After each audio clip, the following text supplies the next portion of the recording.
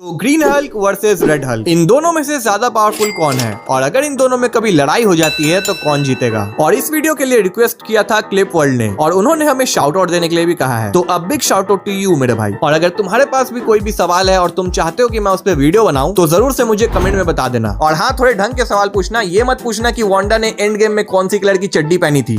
बड़े खतरनाक लोग हैं। तो चलो बढ़ते हैं अब टॉपिक की तरफ। तो जैसा कि तुम लोग को पता है कि captain America brave new world में हमें रेड हल्क दिखने वाला है और इसीलिए फैंस ये भी एक्सपेक्ट कर रहे हैं कि इस मूवी में हमें ग्रीन हल्क भी देखने को मिलेगा। एंड वो हमें मूवी में क्यों दिख सकता है ये आपको मैं आगे बताऊंगा। तो इन दोनों का कंपैरिजन करने के लिए हमें सबसे पहले इनकी ओरिजिन स्टोरी, इनकी पावर्स और इनकी वीकनेस के बारे में जानना पड़ेगा। तो चलो ग्रीन हल्क से शुरू करते हैं। और इसके बारे में ऑलरेडी तुम लोग को बहुत कुछ पता होगा, लेकिन फिर भी मैं तुम्हें शॉर्ट में कुछ चीजें बता देता हूँ। तो ग्रीन हल्क यानी कि ब्रूस बैनर एक साइंटिस्ट है जो कि एक बार सुपर सोल्जर सीरम पे एक्सपेरिमेंट करते वक्त गलती से बीटा रेस के बजाय गामा रेस का यूज कर लेता है, जिससे वो सिग्मा हल्क बन जाता है। अगर तुम साइंस के स्टूडेंट हो तो ये जोक तुम्हें पक्का समझ में आया होगा। तो हल्क एक बहुत ही पावरफुल खूनखार दरिंदा है जो कि ब्रूस बैनर के अंदर रहता है और जब भी वो आउट ऑफ कंट्रोल हो जाता है या फिर उसे लगता है कि उसके सामने कोई खतरा मंडरा रहा है, तब हल्क उससे बाहर आता है। या फिर ये भी कह सकते हैं कि ब्रूस बैनर हल्क में ट्रांसफॉर्म हो जाता है। अब वैसे तो ब्रूस बैनर रियल लाइफ में बिल्कुल फट्टू है, लेकिन जब वो हल्क में ट्रांसफॉर्म करता है तो लिटरली वो किसी की भी फाड़ने की ताकत रखता है, इनफैक्ट नताशा की भी। अब मेरा मतलब है कि उसके पास पावर्स इतनी ज्यादा कि तुम सोच भी नहीं सकते, जैसे कि अनलिमिटेड सुपर ह्यूमन स्ट्रेंथ जिसकी मदद से वो लाखों टन के वजन को उठा सकता है, अनलिमिटेड स्पीड एंड स्टेमिना जिससे वो काफी देर तक बिना थके लड़ाई कर सकता है, और इसके पास है अमेजिंग ड्यूरेबिलिटी जिससे अगर इसके ऊपर कोई मिसाइल का भी अटैक होता है ये उसे इजीली हैंडल कर लेता है एंड इससे कोई फर्क ही नहीं पड़ता। यानी कि ओवरऑल देखा जाए तो ये किसी भी चीज को आराम से झेल सकता है सिवाय थैनोस के पंचेस के। इसके पास एक और एबिलिटी है जो कि है सुपर जंपिंग की, जिसकी मदद से बहुत आराम से वो बहुत ही ऊंचे बिल्डिंग तक जंप मार सकता है। तो ओवरऑल देखा जाए तो ग्रीन हल्क बहुत ही ज्यादा पावरफुल एंड स्ट्रॉन्ग है एंड इसे हराना नेक्स्ट टू इम्पॉसिबल है। तो चलो अब बात करते हैं रेड हल्क के बारे में। तो रेड हल्क एक्चुअली में जनरल रॉस है और ब्रूस बैनर की तरह ये भी एक्सपेरिमेंट की वजह से हल्क में तब्दील हुआ था। बस इन दोनों में फर्क इतना है कि वो एक्सीडेंट से हल्क बना था और ये जानबूझ करके, और ये हल्क इसलिए बना था ताकि वो हमारे ग्रीन हल्क को मार सके, क्योंकि लिटरली ये उससे नफरत करता है। एंड इसलिए मैंने तुम्हें पहले बताया था कि ब्रेव न्यू वर्ल्ड में हमें ग्रीन हल्क देखने को मिल सकता है, क्योंकि जनरल रॉस का रेड हल्क बनने का रीजन ही खुद ग्रीन हल्क है। एंड अगर वही इस मूवी में नहीं रहेगा तो फिर स्टोरी लाइन की माँ बहन एक हो जाएगी। तो चलो अब बात करते हैं इसके पावर्स की। तो इसकी पावर्स ग्रीन हल्क से बहुत ज्यादा सिमिलर है। इनफैक्ट ये ग्रीन हल्क जितनी ही स्ट्रेंथ होल्ड करता है, लेकिन ये पंगे लेने में उससे कई गुना ज्यादा आगे है। इनफैक्ट एक बार तो इसने थॉर का हथौड़ा उठा करके उसी को पेल दिया था, और अनवर्दी होने के बावजूद उसने इस हथौड़े को कैसे उठाया था, अगर तुम्हें ये जानना है तो कमेंट कर देना, मैं इसके ऊपर भी एक वीडियो बना दूंगा। अब ओवरऑल देखा जाए तो इसकी पावर्स, एबिलिटी, स्ट्रेंथ वो ग्रीन हल्क से बहुत ही ज्यादा सिमिलर है, लेकिन इन सभी चीजों को छोड़कर उसके पास एक ऐसी एबिलिटी है जो कि बहुत ही कमाल की है, और वो ये है कि वो अपनी आंखों से एनर्जी बीम भी फायर कर सकता है, जो कि ग्रीन हल्क नहीं कर सकता। और यही एक चीज है जो रेड हल्क को एक अपर एज देती है देन ग्रीन हल्क। और सिर्फ इतना ही नहीं, इसके पास गामा रेडिएशन को एब्जॉर्ब करने की भी पावर है,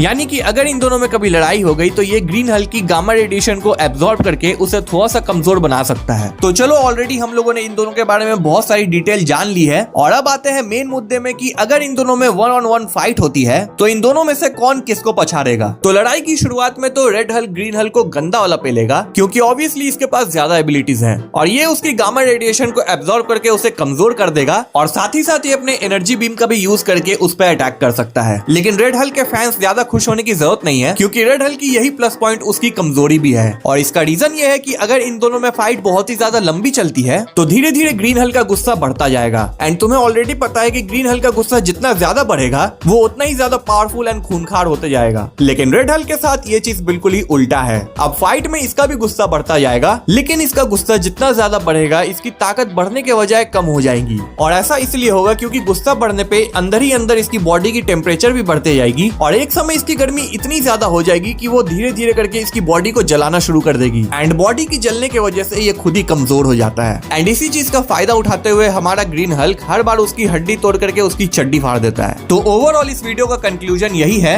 कि अगर इन दोनों की फाइट होती है तो शॉर्ट टर्म में यहाँ पे रेड हल्क को थोड़ा सा अपर एज मिलेगा, लेकिन लॉन्ग फाइट में डेफिनेटली यहाँ पे ग्रीन हल्क जीतने वाला है। खैर इन दोनों में कोई भी जीते मुझे उससे फर्क नहीं पड़ता, मैं तो बस यही चाहता हूँ कि आने वाली मूवी में ये रेड हल्क उस कलुए कैप्टन को मार मार के उसका पिछवाड़ा लाल कर दे। मगर क्यों?